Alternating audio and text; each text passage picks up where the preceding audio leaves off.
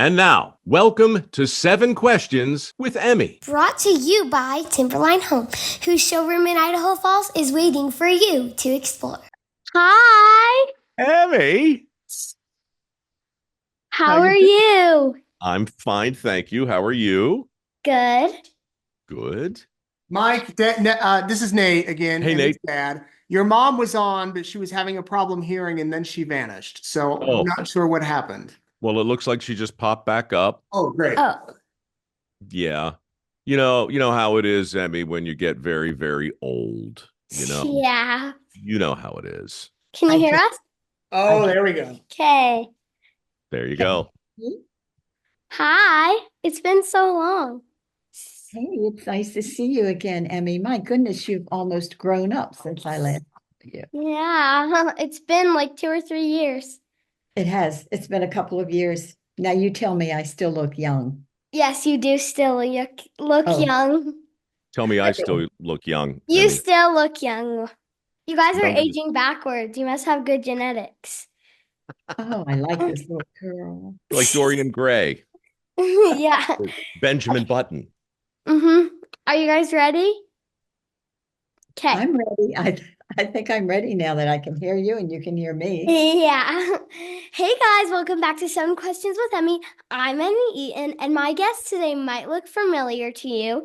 I spoke with them 4 years ago, and they are some of my all-time favorite guests. Mike Rowe has hosted many hit programs, including Dirty Jobs and Returning the Favor, and the hit podcast, The Way I Heard It with Mike Rowe. His mom, Peggy Rowe, is America's favorite grandmother and has written several amazing books. Her newest one is called Oh No, Not the Home. So Mike and Peggy, it is so great to see you again. It's great to see you, Emmy. I It got is checked fun out of to school be for here. this, so it's a bonus. Are 2 you for ready? 1. Are you ready to get started with the questions? I'm good. ready. Okay, Peggy, this one's for you. So what made you decide to write another book, and what is this one about? You know, Emmy, if you're a writer, you just have to write. You can't not write. If I'm not writing, I'm kind of miserable. So about 3.5 years ago, my husband and I moved to a senior living facility. It's a place where we have an apartment and we live with about 2,000 other people. It's a very large facility. And I don't have to cook anymore. They give us our meals, they take care of us. It's a lovely place. So we moved here about, I guess it's been almost 4 years ago now. Well, it was my idea to move, not my husband's. And when I said to him, John, let's move into Oakcrest, this, senior living facility. And his response was, oh, no, not the home. He did not want to move here, but I kind of talked him into it. And we did move here, and he's been quite happy. But since moving here, I've discovered that there are so many stories here, so many really good stories. And as a writer, I just have to tell the stories. So Yeah. I've written a lot of stories. I think there are 16 chapters in my new book. And so I talk about our lives here at the home, the people I've met, and their stories. And how is John doing?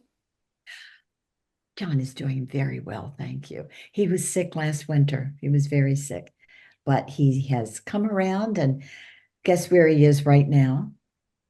He's outside playing bocce ball Oh, good. on a bocce team. That's But good. he's doing well, thank you. Mike, what did you think when your mom told you that she was writing Oh No, Not the Home? And were you worried that she might share some embarrassing facts about you? Well, first of all, I thought it was great. Every time my mom writes a book, she outdoes herself. And I always think the last one, well, how's it going to get better than that? So, I thought it was, how old are you now, Mom? 130? Uh-huh. No, I'll be 87 in January. She'll be 87, right? So obviously I'm very proud of my mom. No, I'm not afraid that she's going to write anything that will embarrass me, Emmy, because she's already written everything to embarrass me. There's really no other stories left. I've been embarrassed in every way a son can be embarrassed. Honest, my first thought, here I'll show you. When she wrote her first book, this one called About My Mother, um, she asked me to write the foreword. And I said, okay, of course, I would love to write the foreword. So I did. I didn't know she was ever going to write another book, but a couple years later, she wrote this thing called About Your Father. And she said, Michael, would you write the foreword again? I'm like, Mom, I don't know. I mean, I already wrote like this first book actually has two forewords in it. I wrote both of them. That's how much I had to say. So this was a stretch, you know. And then she wrote this third book, Vacuuming in the Nude and Other Ways to Get Attention. And she said, Michael, would you write the foreword? I'm like, Mom, I can't, there's nothing left to say. That's me on the back cover trying to write the foreword, right? So when she told me she was going to write this new one, I knew what was coming. She said, you got to write the foreword. So I did. And that's all I do anymore, Emmy. That's what I do with my life now. I just sit around and I wait for my mom to write a new book so I can write the foreword. Well, maybe now we can start a new segment where I just interview you guys every week. So then you have more than just wait to write the foreword. You know what? It's important to stay busy. So yes, I'll do that every week. This question's for both of you. So does your family have any special traditions that you can share with me? Hmm. Mike, I'll let you start with that one because growing up in this family, you might remember traditions that we have had and continue. You'll be better with the traditions because really the truth is, Emmy, we're not what you call occasion people. You know what I mean? Yeah. Like obviously we have birthdays, but nobody really cares. And yeah, like we pretend to care, but in my family, it's like, you know, my mom, like on my birthday, it's more important for me to call my mom because I wouldn't be here without her. Yeah. I can't take any credit for being born. And I think, that's something that my parents taught my brothers and I. We're not big on occasions. We respect traditions, certainly the big ones. Christmas is always a big deal in our family. Music is a big deal. But I think for me, we had a tradition of trying to scare each other to death. And I don't know how this happened, but we were really, really dangerous with each other growing up. Like people would crawl, like my brother would crawl under my bed and wait for hours for me to come home. And then he'd wait for me to start to sleep, and then he'd start to shake the bottom of the bed and scream earthquake. These kinds of things. I would I would scare my dad sometimes, and he'd be trying to light his pipe, and he'd blow ashes all over the place and grab his heart. My mother really didn't like it when we did that, but she was the real culprit. I remember one night I came home. It was very late. I was still living at home, and I used to live in a basement. And I went into the basement, and I started to get ready for bed, and I turned around, and there was something in my bed that made me scream, Emmy, and jump so high I hit my head on the ceiling. My mother had found a mannequin, half of the torso of a mannequin somebody had thrown away in the garbage, and she brought it home, and she had a bandana on her head, and she had tucked this thing into my bed. So when I turned around at about 2 in the morning, I saw what looked like a woman wearing a bandana lying in my bed. Oh, wow. Yeah, this was like growing up with America's favorite grandmother. Listen, Emmy, I only did it because he had it coming. He loved to scare people. The children knew better than to scare me. I just couldn't tolerate it. One night, my husband, Mr. John, was sitting on the sofa reading a book. and it was summertime, and behind him were two windows they were open, but there were screens. And he was sitting, I don't remember what the book was, but all three of our children gathered outside. It was dark on the other side of that screen. And they got as close to the screen as they could, and they just screamed. Well, my poor husband jumped up and I mean, his head looked like it was going to touch the ceiling, jumped up, threw the book in the air. Well, Mike's dad has an amazing tolerance for being teased and scared. He is wonderful. He grew up in a family of 8 children. And so there was lots of teasing. Me, not so much. Well, the children came in the door, and I thought, oh boy, there's going to be hell to pay. Oh, heck to pay.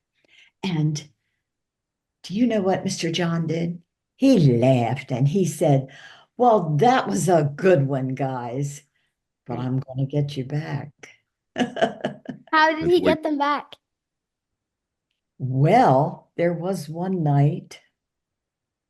Gee, Mike, do you remember how he got you back? I do. He didn't get us all back at the same time, Oh, it was one at a time. because we were very rarely in the same place at the same time.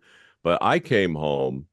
I was in the Boy Scouts and I had been camping for 5 or 6 days and I hadn't had a shower and I was tired. And my parents weren't going to be home until much later that evening. I got home early afternoon, so I had the house to myself. And I got in the shower and I was so tired. I was just standing there as the warm water bounced off my face and just thinking about going to bed early. And I was so relaxed. Well, my parents came home early and I didn't hear them. And my father let himself into the bathroom and I think probably took care of business while he was in the bathroom. I didn't hear him. I was in the shower. But then before he left, he grabbed the shower curtain and yanked it to the side and said, "We're home." I fell flat on my back in the shower and he Oh, laughed. He laughed and walked out of the bathroom. oh He my. got me good. I thought you were gonna say That that was a good one. they actually were home, but they didn't tell you, and then he was gonna like jump out and or something while you were. Emmy, Nope. I guess it was a Nope. It tradition. wasn't that. Sometimes they were really elaborate, but sometimes you just would take advantage of the fact that you knew the other person didn't know you were there. I One night he came home from a church meeting and I was sitting in the kitchen in the living room, Mom. It was dark. And I'd been sitting there reading and I turned off the light because I was going to come into the kitchen, but I didn't get up for some reason. I saw the lights come up the driveway and I'm just sitting there in the pitch dark and Dad came into the living room and he sat down in a chair probably 5 feet away from me and he didn't see me in the shadows. And he took out his pipe and he's humming to himself. That's how you know he thinks he's alone. He's like hum bum bum bum bum bum bum bum bum bum bum bum. And he takes out his pipe and he loads it up with this tobacco. It was called Borkum Riff. It's the stuff he used to smoke. Bum bum bum bum bum bum. Loading up his pipe and he takes his lighter and he lights it. And when he lights it, he sees that I'm sitting right in front of him. And at the same second he lit it, I said, "Hi, Dad." And he fell backwards and he blew through the pipe and all the flame and all the ash flew in the air. Tobacco went everywhere.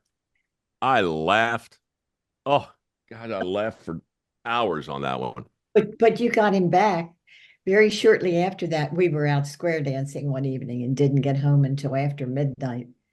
And Dad walked into the kitchen. You guys were long asleep. Walked into the kitchen, took off his coat, opened the closet door, and there you stood, just looking out at him, and he jumped. Oh, so Emmy, I guess that is a tradition. I never thought of it. Yeah. Mm. I think I think it's kept you alive all these years. I think it's had the exact opposite effect. I think when you go through life knowing that at any moment your husband or your wife or your kids is going to come flying out of a closet screaming at you. I think it keeps you on your toes. You make it sound terrible. You know, Mike, when you were little, I mean, a toddler, for your first Christmas, we bought you a Jack in the Box, just a pretty little metal Jack in the Box with pictures all around. And I Yeah. remember the first time we showed it to you. Da, da, da, da, da, da, da, da, da. Well, when we got to Pop Goes the Weasel, the top flew out. You screamed and you cried. I felt really I badly think I about filled my diaper. I kind of remember that. You guys started it. You got me a Jack in a Box when I was 3. I haven't been right since. That's when I got my stutter, I think. Peggy, is there anything that you've done over your life? Oh, sorry, I messed that up. Sorry. Um, so you've done a lot over your life. Is there anything that you still hope to accomplish? You know, Emmy, I've been writing my entire adult life. And when I first started writing, I wrote fiction for children. And one of those fiction books I really have loved through the years. I've never forgotten it. In fact, I have it here in a folder. My goal is to bring that book to life, make it better, because I am a much better writer now than I was back then. But I've been writing nonfiction and I've been writing memoirs and humor. This book is a little different, and it's always been near and dear to my heart, maybe because it was my first real attempt. I got a lot of Is this rejection. the Irwin Beazle thing? It is the That, transformation of yeah, Irwin. the transformation of Irwin Beazle. It's right here in a folder, and it needs some work. Like I say, I'm a better writer now than I was back then, but it's such a good story, and it's a story that is relevant for any time. Mike can write It- the foreword. oh, Ah, hey, you're God killing damn me. it. I hadn't even thought of that. I'm not writing the forward for the transformation of Irwin Beazle. Well, it's a I think of it as a middle grade book. So anybody who can read chapters would probably enjoy this book. I would read it. That would be great. It does have some humor in it, but it deals with a lot of issues that kids that age deal with. And really, I think even young adults might find it interesting. Has some really interesting characters. If Mike won't write the foreword, I can always write it for you. Hey, by the time I finish it, you probably will be old enough to write a foreword. So I have the same question for you, Mike. What is something that you really hope to do in the next few years? Well, I have a contract with a publisher and I owe that publisher a book and I was supposed to deliver it probably 3 years ago, but I got busy. And, unlike my mom, I've got a lot of different plates that are spinning. I got a couple of TV shows, and I got a podcast. Um, and I have arrangements and obligations with a bunch of different companies, so I didn't get around to that book. So that's one thing I gotta get that done because I said I would, and I have a contract. But the thing I really want to do, I've got this foundation that I've been running now for 16 years. And it's called Mike Rowe, and it's really um, an attempt to get more people trained to do the sorts of jobs that make our civilization work, like plumbing and welders and electricians. My granddad, my mom's father, was an electrician.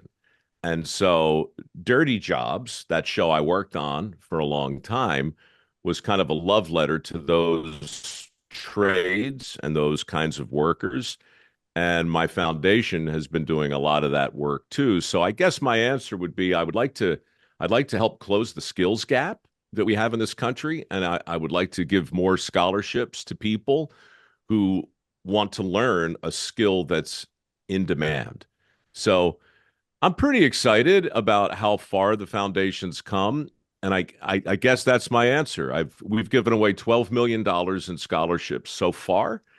I would like to give away a lot more than that over the next few years while That's I'm really writing my cool. book. And Mike, a few months ago, you released a movie called Something to Stand For. Have you ever had to stand up for something while others around you were staying silent or felt differently than you? Wow.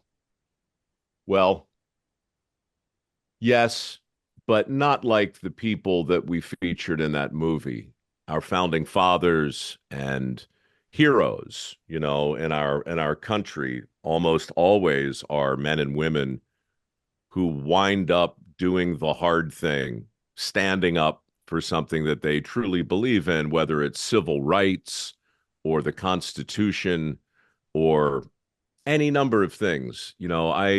I never had to do anything like that, but I do remember when Dirty Jobs first went on the air. Um, Nobody thought that it would work, and over at the network, they really they really didn't want it to work because they didn't want their fans to like that show. It was just a little thing we did on the side. But when it got on the air, people really loved it. But the network put it on the shelf because they just didn't want people to love it. So I spent a long time, Emmy, trying to convince my bosses and production companies that Dirty Jobs was more than just exploding toilets, right? Or, me crawling through a sewer or things like that. Yeah. It was more important. So, it took me a year uh, to get that show on the air. And then once we got it on the air, we had another big conversation about the importance of a behind the scenes camera. Do you know what that means? Kind of. So when you make a TV show, you have a crew, and that crew of people usually either is in charge of audio or a camera, and they're all doing their job. And those people are never in the show. They're the ones that make the show. If you have a behind the scenes camera, then that person stands off to the side in a nice wide shot and films the whole process of making the show. And that had never been done before. And the idea of taking that footage and showing the viewer my crew as they filmed the show and did their job, that was something that was really important to me. And I believed it was something that would make the show better. Oh, we had many fights about that. But eventually they gave in, and the behind the scenes camera became the most important part of the show. Yeah. Peggy, what was your favorite meal to make for Mike, Scott, and Phil when they were growing up? And do you still cook for them when you're all together? Oh, yes, when we're all together, I make something really special called reservations. Here at the home, they have three big dining rooms and about five different restaurants, and we have our choice where to eat. So when the family comes, oh, I make special reservations for them. But growing up, I cooked very simple foods. I didn't do anything real fancy. Um, I'll tell you, Friday nights, the children got what they wanted. They ate fish sticks, baked beans, mac and cheese. Friday nights were special in our house. I guess that's kind of a tradition too. Um, During the week, there was no TV in our house. The children were not allowed to watch TV. They used to call me the TV. What'd you call me, Mike? The TV? Hmm. I don't think it's appropriate in front of an Well, I 11-year don't, old to that's say. what I'm trying to think of another word. But anyway, yes, I was heavy-handed about the TV, and even my husband would say, I don't know why we can't watch a little news during dinner. But it was, on a weeknight. So Friday nights were special. Friday nights, I cooked what the children wanted, and they got to watch television and have popcorn and soda. And we didn't have soda otherwise. Sometimes, Emmy, she made breakfast for dinner. That was my favorite. Yeah, Yes. we make that sometimes, but Dad doesn't like it, so we always make it when he's gone. Oh, he doesn't like it. Well, yeah, my family loved pancakes and scrapple or sausage, eggs, stewed apples, stuff like Yeah. that for dinner. Yeah, that was a favorite. Okay, now I have some bonus questions. Good. Okay, this one's for you, Mike. So when I interviewed you last time, you told me a story that you had never shared before about your embarrassing moment on TV. My grandma laughed so hard that she started crying. So can you share another funny moment you've had in public and maybe it'll make her cry again? You Yeah, want me to make make your Grandma grandmother cry? Okay. What was the story? Oh, did I tell you? Was I at QVC and did I go in the bathroom? Yep, it was, and you were singing. Yes. Yes, I was singing while I was sitting on the toilet and my microphone was open. Yeah. And so everybody heard me. That Yeah. made your grandmother cry, huh? Yes. Oh. Well, this is awkward, Emmy. I have many stories about some things that happened to me on live TV. And when you're 18, I'll tell them all to you. Um, but I'm trying to think of a nice G-rated Oh, I was at a rodeo years ago filming an episode of a show called Somebody's Gotta Do It. And I was working with the rodeo clowns. And man, that is a scary job. I came very close to getting trampled by these bulls. And I was really very excited and nervous throughout this whole shoot. And the reason I think that is relevant is because the guy who ran the rodeo came over, and right before the audience came in for the actual show, he asked me if I would like to sing the Star Spangled Banner. And I said, "Well, sure. I'd be happy to do that." And there was no orchestra or there was no accompaniment, so I'd be singing it a cappella, meaning unaccompanied. But I made a fatal mistake.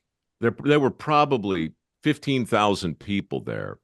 And if you're going to sing the national anthem, Emmy, in public, you have to really understand how your voice works because that song is tough to sing. It's very rangy, right? So you start low and it gets high. So the key for me, because I don't have a very high voice, I have to start down here like, oh, say, can you see by the dawn's early? And if I do that, I can get all the way through. So when I get to the end, it's like, on the land of the free and the home of the brave. I can sing that right. I can sing it loud. Yeah. But I was so excited and I was so nervous from almost getting impaled by the horns on the bull that I didn't start, oh, say. I started more like, oh, say, can you see? By the time I got to the end of the song, it was so high. I was just screaming. And the people in the audience were looking at me like I was nuts, and my cameraman was confused. I mean, it was so bad. It was like, free and the home. I mean, it was awful. And it was loud. And, the people in the audience couldn't even sing along. It was too high for them. So I guess what I would tell you is always be careful when you start that song. Also, happy birthday. If you start happy birthday too high, nobody in the room is going to be able to finish it. Yeah. Not that I would know, Emmy, because we don't celebrate birthdays in my mother's house. You'll start nobody having to give there. your mom presents on your birthday. Yes. That's the only sensible thing to do. You send flowers on your birthday. Yes. This question's for both of you. So I live in Idaho and we're known for our potatoes. What is your favorite way to have a potato? You know, potatoes are one of my favorite foods. I like potatoes fixed anyway, mashed, baked, twice baked. And here at the home, they serve something called wedge potatoes that are delicious. Um, and they are just that. They're cut in the shape of a wedge. And I think they are baked and they have a coating on them. They're my favorite. They're my favorite here. But really, potatoes are great. Yes, we have some, there's a store that serves like food and we have a store and they have wedge potatoes. They're so good. They are. They're my favorite. What's I your love them favorite? too. Yeah. The old style McDonald's French fries that they did in duck fat are the best things ever. But I don't eat potatoes much anymore, Emmy, because I'm doing something called no sugar, no grain. I'm trying to get the sugar and a lot of the carbohydrates out of my diet because they make me swell up like a tick when I eat too many of them. So potatoes are not something I eat a lot of anymore, but I love them. And in fact, I did have one. I just had a simple baked potato the other night. It was delicious. And I like to bake them twice too, Mom. I heard if you smash them and then bake them and then bake them again, that somehow they're not nearly as bad for you. Not that they're And they're bad. just so delicious. You They're just so have to good. tell yourself they're not bad and then eat them. You know what I saw on Dirty Jobs once, Emmy? It reminded me because there's a purple square behind your head. I found a guy who was growing purple potatoes. His name was Rocky, and he worked in Gunnison, Colorado. And he was sort of a scientist, and he could grow potatoes of all different colors. And he had all these purple potatoes that he had grown. He was very proud of those, and they tasted pretty good. He, Purple doesn't really taste like anything now that I think about it. It's just the That color was of a them. good episode. I remember that. Do you? Yeah. Yeah. Well, and you said the purple potatoes tasted just like any other potatoes. Yeah, they're delicious. Didn't I would have affect. liked to seen the French. I wish you would have made some French fries out of the purple potatoes. Oh That would yeah, have been that would have interesting. been cool. Yeah. This question's for both of you, and sadly it's the last one. Oh no. But can you share a piece of advice that might help me and other kids my age, both of you? If you were to ask me for advice, and you just have, I guess I would have two pieces of advice. One is be truthful. This is so earnest, so sincere. I feel silly saying it, but it really is important. We live in a time where, you know, people who don't tell the truth are all around us. And it's up to us to decide, who we're going to believe and who we're not going to believe. But if you tell the truth, you really can't go too wrong. And that's really important. And I think it makes you feel better in the end. And then you don't have to worry about, oh, what did I say before? Because I want to say the same thing now. And I just stick with the truth. And also, and this sounds silly too, but listen to your parents because nobody loves you like your parents do. And they want the best for you no matter what. And that applies to people of any age, Mike. Always listen to your parents because they know best. When you say listen to them, do you mean do what they tell you to do or just hear them? And Well, hear them and take into consideration their wishes and because they do have your best interest at heart. hmm, Yeah. They might, and there might be times when they're not right, but at least respect them and hear what they have to say to very wise. Very wise, Mom. I you. still listen to you by and Mhm, large. mhm, most of the time. So I would say, Emmy, that that's probably pretty good advice. And I don't give advice much. People ask me a lot of questions, general questions, and I think that there there are very few things that you can say that are true for everyone all of the time, right? We call it cookie cutter advice or one size fits all advice. It's like college, for a long time, a lot of parents told their kids and a lot of guidance counselors told their kids that the best path for the most people would be to go to college. And college is a great thing. I went and it helped me a lot, but it's not for everybody, So I always like to know who I'm talking to specifically before I offer any advice because, you're not like every other 11-year-old girl out there. And Yeah. you might need to hear something different than somebody else. And I just don't know what that is. So I'm careful with advice, but since my mom talked about telling the truth, and I think she's right, it's very important to be honest with the people around you.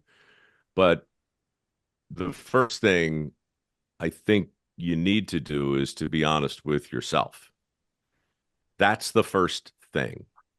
And I think about this a lot when I listen to musicians that I love and comedians who really make me laugh and writers who really uh, inspire me and motivate me. You know, I don't think that those people sit down with the goal of amusing me. I think they sit down first and foremost with the goal of amusing themselves or entertaining themselves or writing in a way that pleases them. And so it's a tricky thing to express, but I know my mom believes this too because she would never publish a book that she didn't love. So you can't please the people around you until you please yourself first. Thank That's you my so much advice. for talking with me today. That was really good advice, both of you. Well, we'll send you a bill in the mail. Well, so I'm so happy to see you again. And remember to go. When does your book come out? Is it already out?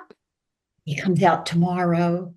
Oh, it comes The out 15th, tomorrow. So, October the or 15th. Time they watch this. by the time people watch this, it'll be out. So October, no, yeah, October 15th. It's Yes. so go buy her new book called Oh No, Not the Home. I'm so excited. Hopefully I can read it. So It's got an amazing forward, Emmy. You're gonna love the forward. I can read it Oh, and be like, I know these people. you know them, and you can get all of her books over on my website. That's mikerowe.com/mom's book. We have them all there too. See, that's what a good son does, Emmy. He sells his mother's books. Now you'll have to switch the website thing to Mom's book and Mike's forward. That's not a bad idea. Thank Well, Not you a so bad much. idea. I hope you guys have a great day. well, thank you, Emmy. Thank This you, was Emmy. fun. This I'll do it was again in 2 years if you'd like. okay. I'll gladly take that, and we'll let you know if my grandma cries. Please do. And when you're 18, call me. I got some stories that'll make you laugh. Okay. Thanks so much for watching. Remember, new 7 questions interviews are posted every Thursday. Be sure to follow me on Facebook, Instagram, and YouTube. Love you guys. Bye. 7 Questions with Emmy, brought to you by Timberline Hope, whose showroom in Idaho Falls is waiting for you to explore.